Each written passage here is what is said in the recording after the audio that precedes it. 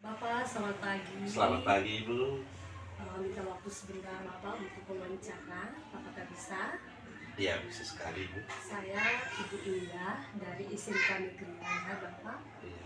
Kita akan mulai dengan wawancaranya Bapak ya. Baik. Baik Bapak, selama ini bagaimana Bapak dapat mengidentifikasi kasus-kasus yang merupakan dilema etika atau bujukan moral? Baik, terima kasih. Dalam pengalaman saya sebagai pemimpin pembelajaran di lembaga ini kurang lebih sudah hampir 7 bulan, saya menghadapi persoalan-persoalan tadi dilema etika, terutama pada peserta didik, di mana banyak siswa yang alpa, kemudian tingkat kenakalannya luar biasa sehingga guru, wali kelasnya, BK-nya sampai menyampaikan untuk sebaiknya dikeluarkan saja siswanya, tidak perlu dipertahankan lagi karena sudah melampaui batas kewajaran dalam tata tertib sekolah atau aturan sekolah. Nah, selain itu juga yang saya alami adalah dalam menghadapi persoalan guru dalam pengambilan keputusan terhadap siswa-siswa tadi. Mungkin itu yang saya alami selama ini. Baik Bapak, selama ini bagaimana Bapak menjalankan pengambilan keputusan di sekolah Bapak, terutama untuk kasus-kasus di mana dua kepentingan yang sama-sama benar atau sama-sama mengandung nilai kebajikan? Baik, terima kasih. Dalam menghadapi permasalahan dilema etika tadi, saya lebih banyak berkolaborasi dengan rekan-rekan, di mana saya memiliki satu guru yang sudah berpengalaman sebagai guru di struktur nasional dan CGT, dan guru penggerak serta rekan-rekan guru pegawai untuk menyelesaikan permasalahan yang dihadapi secara bersama, secara kolaboratif, hingga tidak menimbulkan dampak yang berpengaruh pada sekolah ini, seperti itu. Baik, terima kasih Bapak. Langkah-langkah atau prosedur seperti apa yang biasa Bapak lakukan selama ini? Baik, ketika saya menghadapi permasalahan tadi, saya lebih dahulu memberi kesempatan kepada guru BK, wali kelas, dan guru mata pelajaran untuk mengidentifikasi permasalahan tadi. Apakah permasalahan itu mengarah pada permasalahan dilema etika atau rujukan moral. Kalau pada dilema etika, maka bersama secara kolaborasi kami menyelesaikan masalah itu. Kalau bujukan moral Bapak? Nah, kalau berkaitan dengan bujukan moral, maka ini tentu kita menghadirkan stakeholder, di sini komite sekolah, unsur orang tua dan lain sebagainya, untuk dari pihak lain seperti kepolisian kita selesaikan secara bersama di sekolah sebelum dibawa ke ranah hukum dan lain sebagainya. Nah, seperti itu. Baik Bapak, hal-hal apa saja yang selama ini Bapak anggap efektif dalam pengambilan keputusan pada kasus-kasus dilema etika? Baik, menurut saya hal yang efektif itu adalah membangun kolaborasi dan membangun komunikasi yang efektif. Ketika kita berkolaborasi dan membangun komunikasi yang baik, maka kita mampu mengidentifikasi permasalahan tadi, dan dalam penyelesaian tentu cara kolaborasi akan mendapatkan solusi atau jalan keluar dari permasalahan tadi, seperti itu. Terima kasih Bapak. Hal-hal apa saja yang selama ini merupakan tantangan dalam pengambilan keputusan pada kasus-kasus dilema etika yang Bapak alami? Baik, yang menjadi tantangan terberat itu keputusan yang diambil kadang-kadang tidak diterima oleh pihak tertentu, karena orang tua atau guru mata pelajaran atau guru BK atau guru wali kelasnya. Ini yang menjadi tantangan, sehingga kami selalu instan dalam membangun komunikasi dalam penyelesaian. apakah Bapak memiliki sebuah jadwal tertentu dalam sebuah penyelesaian kasus dilema etika? Ataukah apakah Bapak langsung menyelesaikan di tempat dan memiliki bentuk atau prosedur seperti apa yang Bapak jalankan? Baik, dalam penyelesaian persoalan dilema etika, eh, saya kadang-kadang tidak membuat jadwal khusus, langsung menyelesaikan. Juga bisa tergantung pada konteks permasalahan yang dihadapi. Kalau memang permasalahan itu membutuhkan unsur terkait lainnya, maka saya melakukan membuat jadwal untuk melakukan pertemuan dengan mengundang pihak terkait tadi. Tetapi kalau permasalahannya bisa diselesaikan segera saat itu, maka langsung diselesaikan.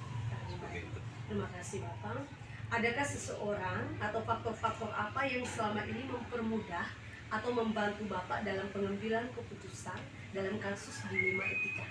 Baik, terima kasih. Yang menjadi kekuatan saya dalam mendukung pengambilan keputusan dalam menghadapi permasalahan dilema etika, rekan guru saya yang mana sudah berpengalaman sebagai guru instruktur nasional dan guru penggerak, juga unsur komite.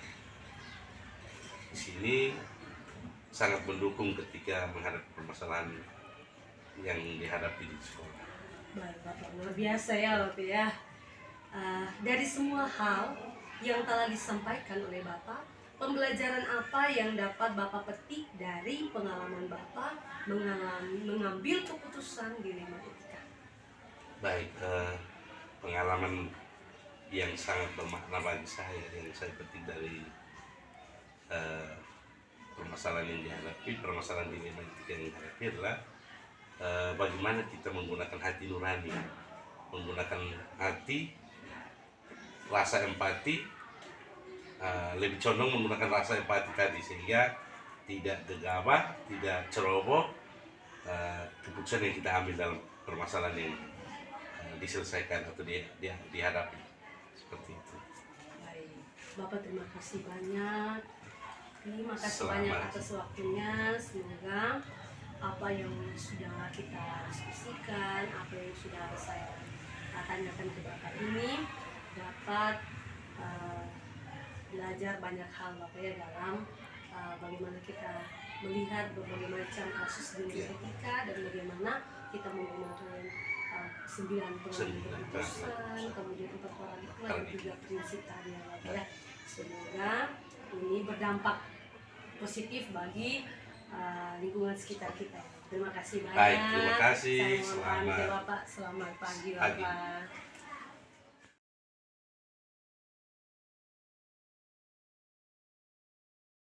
Bapak, selamat pagi Bapak. Selamat pagi. Saya minta waktunya sebentar untuk saya melakukan wawancara terkait dengan tugas PGP modul 3.1 tentang dilema etika. Saya minta waktu sebentar Bapak. Bisa. Terima kasih. Baik Bapak, pertanyaannya, selama ini bagaimana Bapak Valen dapat mengidentifikasi kasus-kasus yang merupakan dilema etika atau bujukan moral? Baik, selama ini kasus-kasus dilema etika yang saya identifikasi itu ada beberapa bagian, yaitu yang pertama itu persoalan yang dialami oleh guru, dan yang kedua itu adalah persoalan yang dialami oleh peserta didik, dan yang ketiga itu adalah persoalan yang dialami oleh tenaga kependidikan. Baik, Itu ada 3. Berarti ada 3 ya Bapak. Selama ini bagaimana Bapak menjalankan pengambilan keputusan di sekolah ini, terutama untuk kasus-kasus di mana ada 2 kepentingan yang sama-sama benar atau sama-sama mengandung nilai kebajikan? Ya, baik. Selama ini kalau saya menghadapi kasus-kasus yang dilematik yang punya nilai kebenaran yang sama, maka saya selalu kembali kepada aturan yang lebih tinggi, sehingga pada saat saya mengambil keputusan itu tidak menimbulkan persoalan baru. Jadi ada hal yang sama, maka saya akan utamakan kepentingan yang lebih besar, sehingga pada saat saya mengambil keputusan aturan yang dipakai itu saya merasa bahwa itu yang benar. Jadi tidak di luar aturan itu. Memang kalau dilihat dari sisi lain itu kita lihat dia punya kebenarannya sama. Tapi kalau dilihat dari sisi lain, kalau saya pakai aturan yang lebih tinggi, misalnya aturan tata tertib guru, tata tertib siswa. Tapi kalau ada aturan yang lebih tinggi dari itu, maka saya pakai yang lebih tinggi, misalnya dari dinas dan dari kementerian. Baik Bapak, terima kasih. Jadi Bapak memakai aturan yang lebih tinggi. Iya. Baik. Langkah-langkah atau prosedur seperti apa yang biasa Bapak lakukan selama ini? Baik, langkah-langkah atau prosedurnya yang saya lakukan itu, yang pertama, kalau yang dialami oleh guru, itu biasanya prosedurnya adalah saya memanggil yang bersangkutan ke ruang kepala sekolah untuk diberikan peringatan secara lisan. Yang pertama, saya lakukan teguran secara lisan. Apabila teguran lisan tidak diindahkan, maka dilakukan dengan cara teguran secara tertulis. Dan itu disampaikan pemberitaannya ke Ibu Korwas dan Kepala Dinas. Itu langkah-langkahnya. Sementara kalau untuk kasus yang dialami oleh siswa, itu juga sama, saya pakai prosedur, yaitu melalui wali-wali kelas. Terutama biasa awalnya mulai dari kasusnya itu dari guru piket. Biasanya kejadian misalnya pada saat pagi hari, maka yang menangani itu adalah guru piket. Setelah guru piket diteruskan ke wali kelas dan disampaikan juga ke guru BPBK untuk diselesaikan. Nah itu kalau tidak bisa diselesaikan, diteruskan ke wakil kesiswaan. Dan pada akhirnya kalau sampai semua komponen tidak bisa, maka terakhir adalah disampaikan ke kepala sekolah untuk mengambil keputusan. Itu untuk siswa. Nah, sementara untuk tenaga pendidikan juga prosedurnya sama. Misalnya tenaga pendidikan melakukan kekeliruan, maka dipanggil dan diberi teguran secara lisan, kemudian baru tertulis. Itu langkah-langkah yang saya ambil. Baik Bapak, terima kasih. Jadi ada 3 ya Bapak, untuk guru, peserta didik, dan juga tenaga kependidikan. Ya. Bapak, hal-hal apa saja yang selama ini Bapak anggap efektif dalam pengambilan keputusan pada kasus-kasus dilema etika?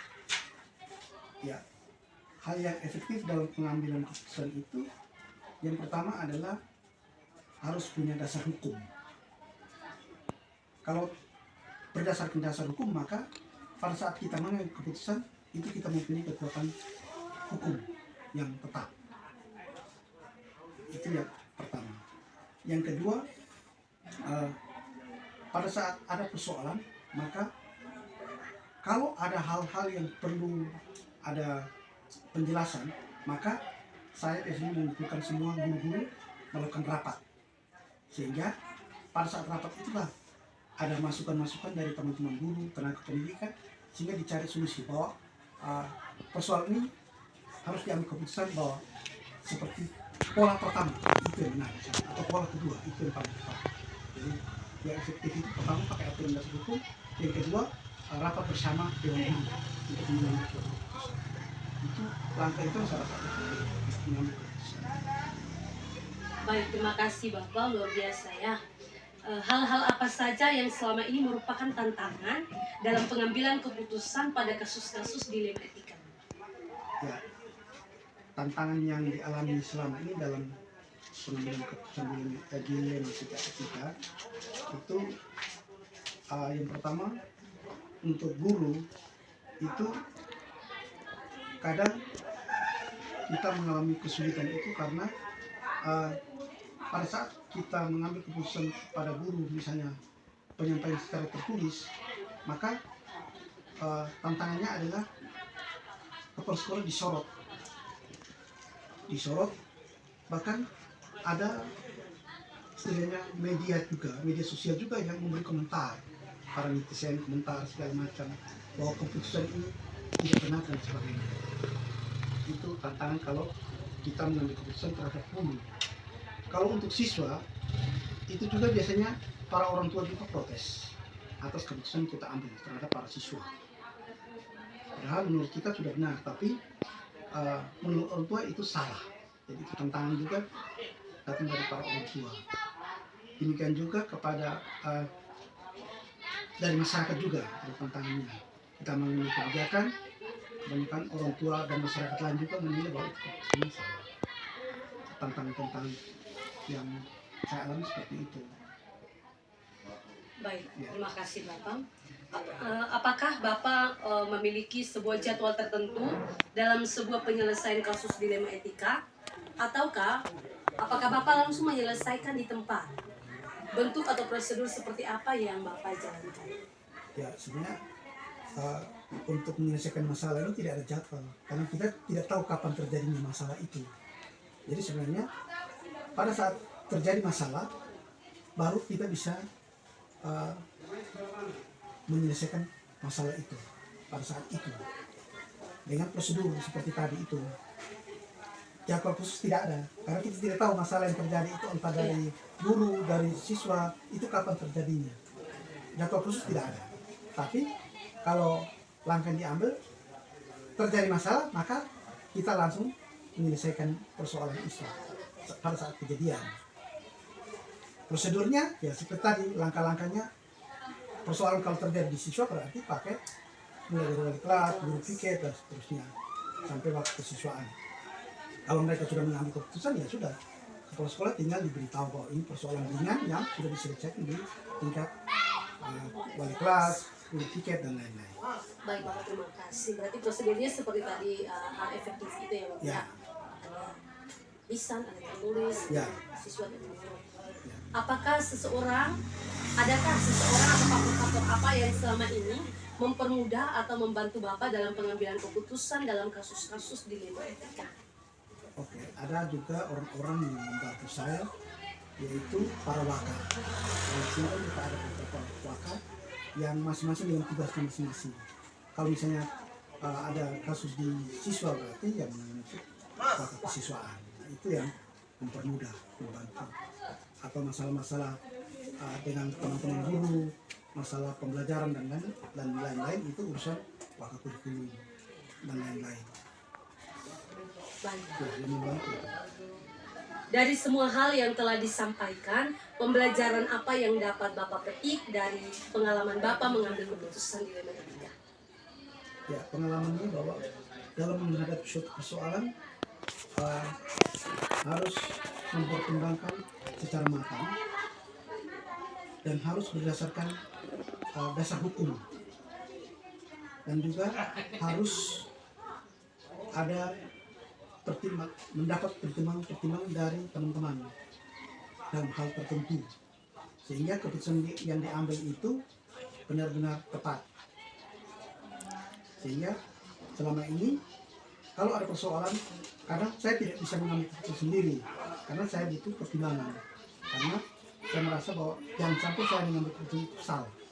Maka dalam hal-hal tertentu saya meminta teman-teman untuk memberikan masukan atau pertimbangan, sehingga keputusan yang diambil secara bersama itu berarti tidak mungkin keliru, karena itu sudah dipertimbangkan matang-matang. Itu yang saya. Baik, luar biasa sekali ya Bapak ya. Dari wawancara ini kita bisa belajar banyak hal mengenai bagaimana mengambil keputusan di dalam persoalan-persoalan yang terjadi di sekolah terkait dengan dilema etika. Terima kasih banyak Bapak atas waktunya. Saya pamit dulu ya. Ya, Terima terima kasih. kasih.